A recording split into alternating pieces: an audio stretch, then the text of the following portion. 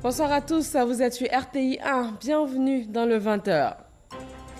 Les populations de la région du Hambol ont de nouvelles opportunités pour démarrer des activités génératrices de revenus.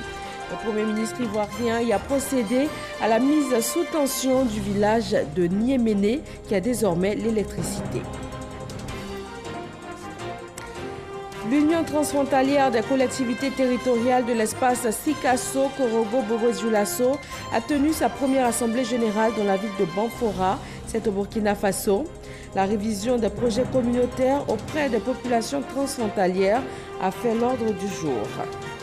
La nouvelle mosquée de Thiébissou, dans le centre de la Côte d'Ivoire, a été inaugurée. Elle peut accueillir 8000 fidèles. La cérémonie d'ouverture a enregistré des présences de marque, dont celle du président du Libéria, George Weah. Au moins 81 morts et 44 disparus. Le bilan continue de s'alourdir après les pluies torrentielles tombées sur le Japon depuis plusieurs jours. Les alertes restent en vigueur ce dimanche. 50 000 pompiers, policiers et militaires sont mobilisés. Merci à tous de suivre RTI 1. Le Premier ministre ivoirien s'est rendu dans la région du Hambol. Amadougon Coulibaly y a procédé à la mise sous tension du village de Niéméné. Les populations voient là une opportunité afin de démarrer de nouvelles activités génératrices de revenus pour avoir une plus grande autonomie financière. Avant cette étape de Niéméné, Amadougon Coulibaly était à Dabakala. Il y a lancé le projet de développement et de réhabilitation du réseau électrique de Côte d'Ivoire. Plus de 1600 km de lignes de réseau de transport en énergie et les travaux de bitumage des voies de Dabakala. Alexis Ouedraogo. Inscrit à l'agenda du Premier ministre dans le Hambol, d'importantes activités dont le coup de pioche des travaux de bitumage de la voirie de la ville. Dabakala devra bénéficier d'environ 5 km de bitume pour améliorer le quotidien des populations. Très attendu aussi, le lancement du Proderci, le projet de développement et de réhabilitation du réseau électrique de Côte d'Ivoire. Il devra permettre la réalisation de plus de 1700 km de lignes de réseau de transport en énergie dans le pays. 460 milliards de financement pour couvrir 4 grandes zones de notre pays, le nord-est, le centre-nord, le centre-ouest et l'ouest, avec la construction, la réhabilitation et l'extension de 26 postes au total, la construction de près de 1700 km de lignes et l'électrification de 500 villages. Le Proderci est soutenu à hauteur de 95% par le gouvernement chinois. La vitalité du secteur énergétique devrait booster les secteurs de l'industrie et renforcer l'exportation d'électricité vers les pays du Nord. Autre point très important, l'amélioration des conditions de vie des populations avec la qualité de l'électricité produite. En 2011, il n'y avait quasiment pas d'électricité à Bouna parce que Bouna était alimenté par un groupe électrogène, si l'on peut dire. Avec ce projet qui est en cours de réalisation, Bouna sera bientôt définitivement connecté au réseau interconnecté de la République de Côte d'Ivoire. Ce sera donc une fourniture régulière, une fourniture de qualité au niveau de la qualité de ce que nous avons dans notre pays. Donc on s'en réjouit, mais au-delà de Bouna, c'est 4 millions de nos populations qui vont avoir leur énergie améliorée ou qui auront la capacité d'accéder à de l'électricité avec ce projet qui va s'achever mi-2020. C'était une orientation importante du président de la République de faire en sorte que sur les questions d'accès à l'électricité, sur les questions d'accès à l'eau, d'amélioration du quotidien des Ivoiriens, que le gouvernement soit à la tâche. Et je me réjouis du lancement de ce projet aujourd'hui. Le chef du gouvernement a pour finir insisté sur la ferme résolution du président Alassane Ouattara d'apporter l'électricité aux 4 coins du pays d'ici fin 2018. Et nous vous proposons des réactions de personnalités présentes au lancement de cet important projet. La station a été réhabilitée et a permis donc aux populations de Dabakala de retrouver de l'eau dans leur robinet. Ça a été l'une des premières actions du gouvernement dès la sortie du Golfe. Après, il y a eu la réhabilitation de la plupart des pompes hydrauliques du département. Et il y a des constructions des hydrauliques villageoises améliorées dans certains villages importants du département. Le président a beaucoup fait pour Dabakala. Il y a des villages qui sont électrifiés. Et les routes, il y a beaucoup de routes qui ont été profilées. Dabakala est très fier. Nous avons eu beaucoup d'opportunités, nous avons eu beaucoup de réalisations. Il y a eu le lancement du port 225 et la ligne 225 à Dabakala. Kong, ce qui va renforcer les capacités énergétiques de Dabakala. La plupart de nos villages qui étaient enclavés, aujourd'hui nous avons des routes pour aller dans ces villages-là. Et le deuxième élément qui est important, qu'on a dit, la lumière précède l'industrialisation. Et effectivement aujourd'hui, on a près de 50 villages qui sont électrifiés. Et il a été promis que d'ici la fin 2018, tous les villages qui ont plus de 500 habitants seront électrifiés. Donc nous pensons que le président a fait beaucoup. Le fait que la Côte d'Ivoire, depuis 2011, est en situation de paix, nous pensons que c'est important et c'est quelque chose pour laquelle il faut rendre hommage. Ma commune a bénéficié de 14 écoles primaires, dont 2 maternelles, la commune de Fumolo. Tous les villages de la sous-préfecture de Fumolo ont été dotés d'une école primaire. Alors, on voit par exemple les infrastructures routières, il y a une amélioration du secteur de la santé. Nos hôpitaux sont fournis et on remarque aussi qu'au niveau du secteur de l'électricité, nous avons beaucoup de villages qui sont électrifiés, qui sont en cours d'électre. Alors c'est une grande satisfaction pour la population de Dabakala. Dabakala compte 215 villages et depuis que le président Alassane Ouattara est au pouvoir, nous avons passé le cap des 78 villages électrifiés alors que jusqu'en 2011, nous étions à 13 villages électrifiés. En 2011, le département de Dabakala comptait 73 écoles, tout le département. Et nous sommes aujourd'hui, en 2018, la seule sous-préfecture de Dabakala compte 113 écoles. Sur la scène politique ivoirienne, une rencontre des cadres du Rassemblement des Républicains RDR et militants de la commune d'Abobo ce dimanche. La remobilisation des militants et aussi la redynamisation des structures de base en vue notamment d'enraciner le parti dans ce bastion. Olivier Riebi et Michel Diré. Abobo restera le bastion du RDR, c'est la conviction affichée par les militants du Rassemblement des Républicains de cette commune. Cet engagement, ils l'ont pris lors du séminaire tenu avec les cadres de la direction du parti. Nous voulons qu'au sortir de ce séminaire, la cohésion soit une réalité entre les militants d'Abobo. Nous voulons également que ce soit le lieu où nous allons célébrer la solidarité effective entre les militants d'Abobo et la direction du parti, entre les militants d'Abobo et le président de la République. Très attendu à ce rendez-vous, Ahmed Bakayoko a rassuré les militants quant à sa disponibilité à travailler à leur côté. Il dit être prêt à apporter sa contribution à toutes les structures du parti. Oui, nous devons nous mobiliser pour être le bastion imprégnable du RDR, le verrou du président Alassane Ouattara, sa protection, sa base solide. Mais nous devons être également à Bobo une cité solidaire où les militants sentent qu'on s'occupe d'eux, qu'on prend soin d'eux. Pour la secrétaire générale du RDR, Abobo et toutes les contrées du pays bénéficieront de la croissance économique de la Côte d'Ivoire. Le président travaille pour le développement de la Côte d'Ivoire et les fruits, aujourd'hui nous avons une croissance et tout le monde le sait, tout le monde le voit, on entend. Il travaille pour le développement de toutes les régions sans faire de discrimination aucune. Et c'est avec qu'il choisit pour venir à Abobo. Le RDR nouveau à Abobo, auquel stratégie pour la redynamisation et la remobilisation des structures locales du parti, c'est le thème autour duquel s'est déroulé ce séminaire. L'Union transfrontalière des collectivités territoriales de l'espace Sikasso, Korogo, Bobo-Dioulasso a tenu sa première assemblée générale dans la ville de Banfora, au Burkina Faso. Au menu, la réorganisation de la feuille de route de l'institution, la révision des projets communautaires auprès des populations transfrontalières, des projets pour booster le développement de l'espace et aussi lutter contre la pauvreté. Mamadou Kwasi.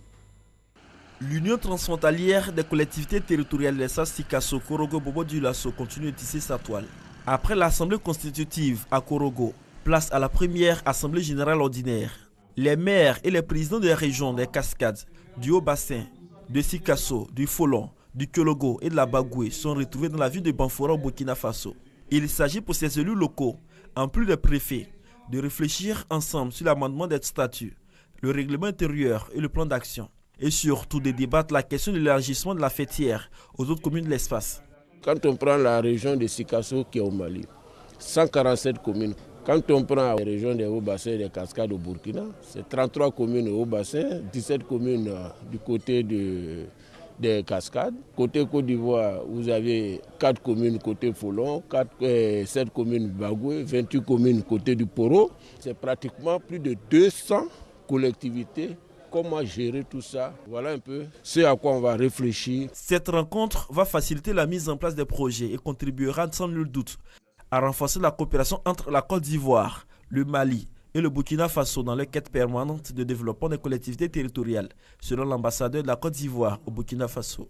Dans le cas d'une région transfrontalière impliquant 3 pays, ces actions-là sont d'autant importantes que les populations qui vont en bénéficier sont beaucoup plus intéressées et sentent mieux les gouvernements à leur côté. Des propos corroborés par les représentants du gouvernement burkinabé. Les pays sont en train de s'unir pour créer de grands espaces pour amorcer le développement économique. Les collectivités territoriales ont emboîté le même pas autour d'un objectif commun, c'est-à-dire assurer le développement économique de leurs collectivités respectives. Durant 2 jours, les différentes commissions spécialisées ont reçu à établir la feuille de route pour l'autonomisation de la fêtière et un début de solution pour intégrer toutes les communes de l'espace Escabo. Depuis sa création en 2016, l'Union transfrontalière des collectivités territoriales d'espace Escabo a soumis plusieurs projets intégrés de plus de 40 milliards de francs CFA aux partenaires financiers. Certains de ces projets sont en cours de réalisation. À Bobo et à Yopougon, on parle également de développement, mais aussi de renforcement de la cohésion sociale. Ces 2 communes du district d'Abidjan, fortement impactées par la crise, bénéficient d'un projet de la direction de la décentralisation et du développement local et de l'Agence japonaise de coopération internationale. 1,5 milliard de francs CFA, c'est le montant dégagé par l'Agence japonaise de coopération internationale, la JICA, pour le financement de la 2e phase du projet de cohésion sociale dans les communes d'Abobo et de Yopougon. Baptisé COSAI, le projet s'étend sur 3 ans et demi. Il vise, selon les initiateurs, à consolider les acquis de la première phase, promouvoir la solidarité entre les communautés des 2 communes et renforcer la confiance entre l'administration locale et les usagers. Depuis la phase précédente, le projet a essayé d'encourager un bon partenariat entre l'administration locale et la population, d'introduire l'approche participative dans la planification communale et dans la mise en œuvre des projets concrets. L'initiative COSAI va contribuer à améliorer le développement des collectivités locales identifiées. Au regard des résultats satisfaisants du COSAI 1, il nous est apparu nécessaire de réitérer cette expérience. Il s'agit donc de promouvoir le vivre ensemble en permettant aux populations d'un même quartier, d'une même cité, de réfléchir, d'élaborer et de travailler côte à côte à la réalisation d'un objectif commun. Fruit de la coopération ivoiro-japonaise, ce projet a été lancé en 2013 et mis en œuvre par le ministère de l'Intérieur et l'Agence japonaise de coopération internationale, la JICA. Il s'inscrit dans le cadre du Programme national de la cohésion sociale PNCS 2012-2015 et de la politique nationale de la solidarité et de la cohésion sociale PNCS 2016-2020. Dans le sud-est de la Côte d'Ivoire, le tout premier commissariat d'Alépé a été inauguré ce samedi. Les hommes en tenue affectés dans ce commissariat ont été mis en mission afin de relever les défis sécuritaires d'Alépé. Michel Digré. Il est passé par la direction de l'informatique. Commissaire Zorotier Moko, c'est lui le premier responsable du commissariat de police de la commune d'Alépé. Située à environ 45 km d'Abidjan, la localité fait face à de nombreux défis sécuritaires qui ont impacté son développement. Aucun opérateur économique n'a voulu prendre des risques d'investir dans une zone d'Alépé où la sécurité n'est pas suffisamment garantie. La sécurité reste l'affaire de tous.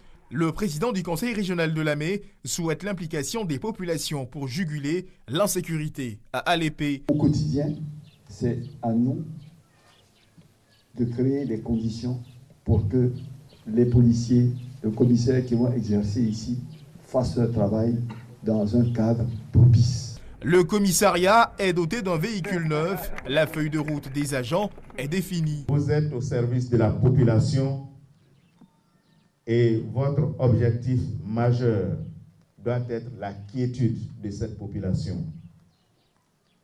Je vous exhorte à vous éloigner de tout ce qui peut vous éloigner des populations. Dans les prochains jours, plusieurs commissariats seront inaugurés sur l'ensemble du territoire ivoirien, notamment à Boisflé, Botron, Blonlequin et Zoukoubeu. Dans le domaine médical, les infirmiers anesthésistes renforcent leurs capacités. Les 15e journées scientifiques ont permis de déterminer les conditions d'une utilisation optimum des appareils d'anesthésie pour la sécurité des patients en Côte d'Ivoire. Chris Yomondé et Franck Wadio. Son travail dans un bloc opératoire, administré aux patients le produit supprimant totalement ou à moitié la sensibilité à la douleur. Les médecins anesthésistes sont assistés d'infirmiers. Ces derniers sont formés à l'Institut national de formation des agents de la santé, INFAS. L'anesthésie, c'est vraiment important et parfois ils travaillent seuls. Donc forcément, il faut se remettre en question, il faut se remettre en partie, il faut valoriser ses connaissances. Une tâche difficile, le matériel pas toujours maîtrisé, ce qui influence négativement la pratique sur le terrain. Quand l'État fait un effort pour équiper l'intérieur du pays de ces tables très modernes, nos collègues n'ayant pas été formés au préalable mettent ces tables dans le coin et continuent à travailler comme l'ancienne méthode. Une formation alors pour permettre à ces agents de santé d'être au même niveau de connaissance. Cette journée permettra pour nous et pour eux-mêmes d'apprendre à interpréter les signes de défaillance des organes, les signes de défaillance du cœur au cours de l'intervention, les signes de défaillance de la respiration au cours de l'intervention et les signes de défaillance du cerveau au cours de l'intervention. Ces nouveaux appareils qui viennent et qui sont très modernes, il faut qu'on apprenne à les utiliser pour que ça soit profitable aux patients. 2 jours de formation pleinement vécus selon les participants. Ces journées sont vraiment bienvenues parce que nous sommes vraiment loin. La science évolue, il y a de nouvelles techniques, il faut que nous venions chaque fois se ressourcer auprès de nos maîtres pour parfaire la prise en charge anesthésique de nos patients que nous avons à Korogo. En Côte d'Ivoire, plus de 300 infirmiers anesthésistes interviennent dans la prise en charge des patients en soins d'urgence, en réanimation et en anesthésie. La santé du couple mère-enfant au cœur d'une campagne dans la commune d'Aboisseau. Le concours du plus beau bébé, une idée de la Jeune Chambre internationale pour encourager les femmes à faire les consultations prénatales, les consultations postnatales et aussi à faire vacciner leurs enfants. La journée internationale de la veuve est célébrée tous les 23 juin. Plus de 245 millions de veuves dans le monde vivent bien souvent dans la précarité. Ici en Côte d'Ivoire, l'association des veuves de fonctionnaires sensibilise sur les droits des veuves. Mamadou Kwasi. Organisée désormais en association, les veuves des fonctionnaires de Côte d'Ivoire ont saisi l'occasion de la célébration de la journée internationale de la veuve pour exposer leurs préoccupations quotidiennes. Des préoccupations portant sur l'insertion de leurs enfants, mais aussi la question du logement. Dès que ton mari décède, 3 mois, le bail est assuré. 3 mois après, 2 mois après, on t'appelle, on te dit, bon, à partir de tel mois, tu dois quitter la maison. Mais si la maison vous appartient, on t'informe que tu recevras pas le bail. Et les veuves et les orphelins sont expulsés des maisons de service. Puisque lorsque le monsieur décède, à 3 mois, elles sont encore en plein dans le veuvage. Chez nous, les musulmans, c'est 4 mois, 10 jours. Notre tradition, c'est 1 an. Mais à ce moment, en train de pleurer, n'a pas encore commencé à faire les papiers, ni obtenir quelque chose, ni recevoir ses droits. À ce moment, on la met dehors. Mais comment payer la maison? Le même moment, les gens vont à l'école dans ce même quartier. Et en pleine année scolaire, tu dois quitter le quartier où? Et tu oublies de remettre les enfants à certaines familles. Ça fait une double tristesse pour les enfants. Pour répondre à ces problèmes, le représentant du ministre de l'Emploi et la protection sociale propose l'assurance maladie universelle comme première solution pour assurer leur prise en charge. En plus de cette proposition, les veuves ont été sensibilisées sur leurs droits et ceux de leurs enfants auprès de l'IPSC Grailleux, afin de leur assurer l'épanouissement. Philippe Sier, représentant le directeur général de l'IPSC Grailleux, a présenté aux veuves les dispositions à prendre afin de rentrer dans leurs droits. En 2017, une centaine de veuves de fonctionnaires a reçu les chèques de capitaux du décès de leur époux décédé en activité, choses qui ont permis à nombreuses d'entre elles de mener des activités génératrices de revenus. En attendant les chèques de cette année 2018, ces femmes ont reçu des mails de la représentante de la ministre de la Femme, de la protection de l'enfant et de la solidarité, des vivres pour leur permettre d'assurer leur quotidien. Dans la commune d'Abobo, les élèves et les enseignants qui se sont illustrés par l'excellence de leur travail ont été célébrés. C'était lors de la journée de l'excellence des inspecteurs de l'enseignement préscolaire et primaire. Patricia Omoetia. Meilleur agent de bureau, meilleur maître de CM2, meilleur élève de CM2. Ils ont été tous primés et félicités. Cette fête commune de l'excellence avec la ministre de l'Éducation nationale est une consécration des meilleurs acteurs de l'ensemble des 7 inspections de l'enseignement préscolaire et primaire. C'est l'occasion pour montrer à la nation tous nos valeureux élèves, tous nos valeureux enseignants, tous nos valeureux personnels d'encadrement, tous nos valeureux partenaires méritent nos félicitations. Ils ont démontré qu'aujourd'hui, en Côte d'Ivoire, quand il s'agit d'éducation, on parle de travail bien fait. Une cérémonie d'hommage et d'excellence pour encourager les récipiendaires à redoubler d'efforts. J'ai été récompensé meilleur élève de CM2. Je peux leur dire de bien travailler en classe, étudier les leçons pour être meilleur comme moi. J'ai été honoré en tant que meilleur agent de bureau. Je profite pour remercier Madame le ministre et tout le personnel de l'IEP. C'est un travail de collaboration. C'est moi qui suis primé, mais c'est tous les enseignants de l'EPP1.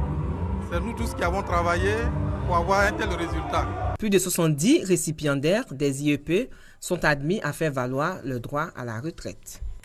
La gestion des œuvres universitaires d'Afrique a fait l'objet d'une rencontre internationale en France. Les centres régionaux des œuvres universitaires de 9 pays du continent africain s'inspirent du modèle français. Amadou Ouattara. La gestion des œuvres universitaires d'Afrique passée au peigne fin à Caen en France. 9 pays africains dont la Côte d'Ivoire, 16 institutions, 65 participants ont planché sur la mobilité et la traçabilité des étudiants de leurs pays respectifs. C'était lors d'une rencontre animée par le Centre régional des œuvres universitaires et scolaires, CROUS de Caen, en collaboration avec le Centre national des œuvres universitaires et scolaires, CNOUS de Paris en France. Il s'est agi de faire des propositions afin d'améliorer les conditions sociales des apprenants. Des recommandations, il y en a eu au cours de cette rencontre internationale qui est une initiative de l'Association des œuvres universitaires francophones, AOUF. L'AOUF souhaite entre autres plus d'autonomie budgétaire pour les centres régionaux rattachés aux centres nationaux, le renforcement de la communication entre universités et centres des œuvres universitaires. La délégation ivoirienne était conduite par Isiaka Bamba, porte-parole des CROU africains. Directeur du CROU de Daloa, il a exposé sur le mode de gestion des œuvres universitaires en Afrique. Des présentations et des panels ont ponctué cette rencontre qui marque ainsi la relance des activités de l'Association des œuvres universitaires francophones.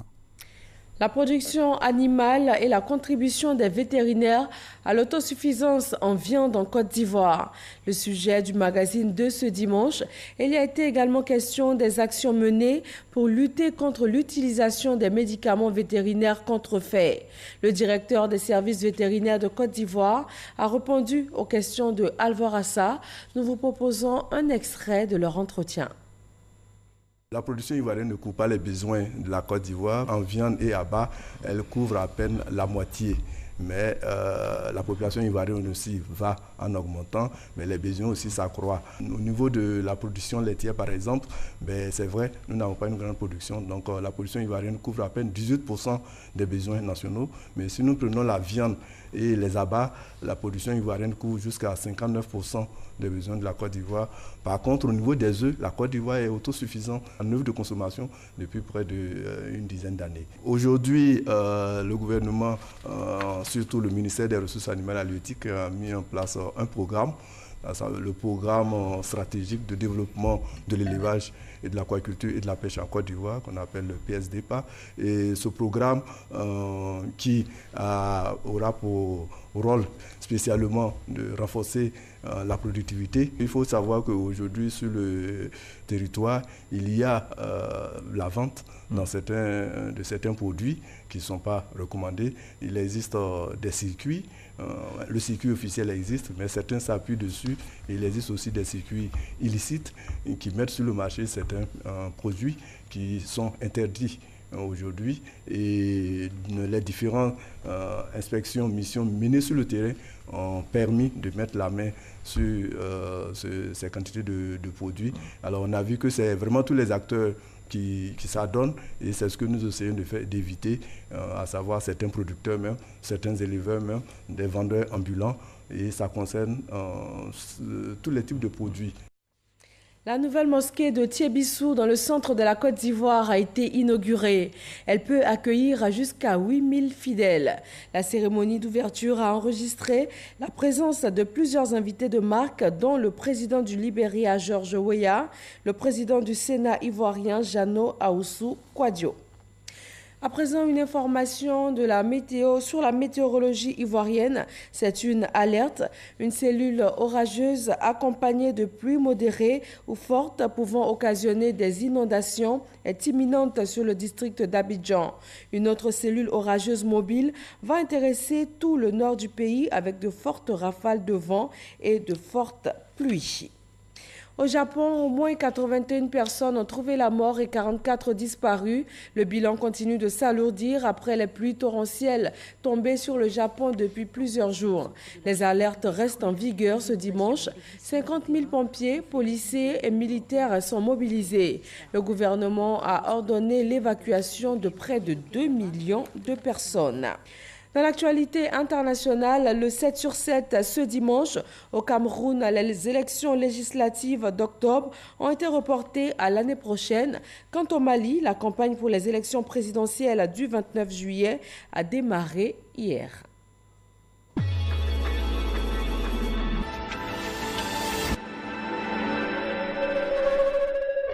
Les élections législatives au Cameroun n'auront pas lieu cette année. Les députés camerounais ont adopté lundi la prorogation de leur mandat à la demande du président Paul Biya. Le chef de l'État a expliqué que la tenue des scrutins municipaux, législatifs et présidentiels sensiblement aux mêmes périodes rendrait difficile leur organisation matérielle.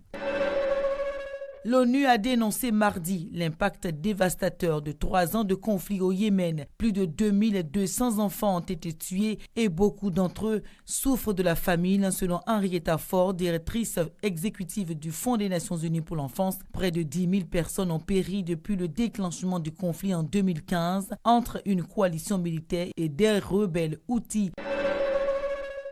Le président équato-guinéen Teodoro Obiang Nguema a décidé mercredi une amnistie totale en faveur de tous les prisonniers politiques et de tous les opposants condamnés ou interdits d'activité. Cette mesure survient à moins de 2 semaines du dialogue national annoncé en juin par le président au pouvoir depuis plus de 35 ans.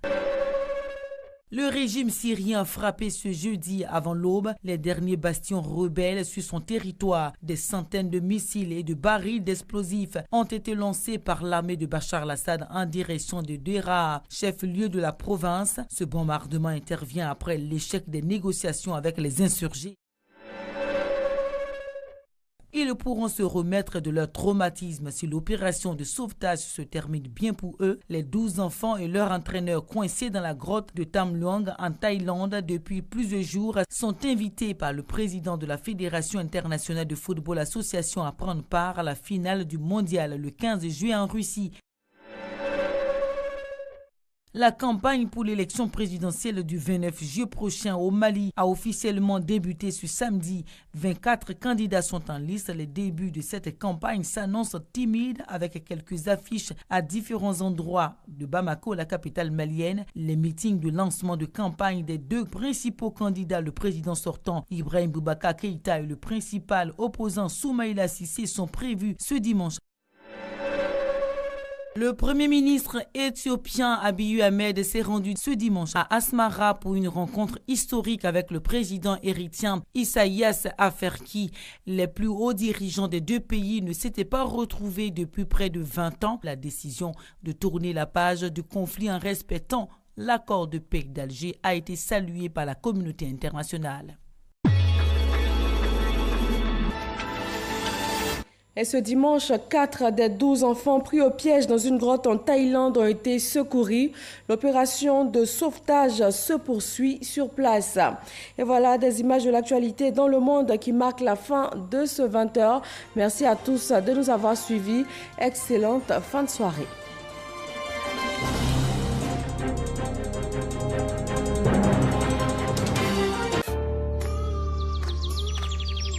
Une nouvelle étiquette pour Candia. Candia le lait, onctueux, soyeux, crémeux. Candia, c'est le bon goût du lait. Moi, c'est Candia. Bienvenue sur MyCMU, votre application mobile pour tout savoir sur la couverture maladie universelle CMU. Simple d'utilisation, MyCMU facilite la vie des assurés en donnant toutes les informations utiles. MyCMU fonctionne sur les téléphones Android et ne nécessite pas de connexion Internet. Grâce à votre application, vous obtiendrez des informations sur les sites d'enrôlement, l'état de vos cotisations, le panier de soins, les centres de santé, les pharmacies du réseau CMU. MyCMU vous permet également d'effectuer votre pré-enrôlement avant de vous rendre dans un centre pour finaliser l'opération. Alors n'attends plus, télécharge-moi sur Play Store et la couverture maladie universelle n'aura plus de secret pour toi.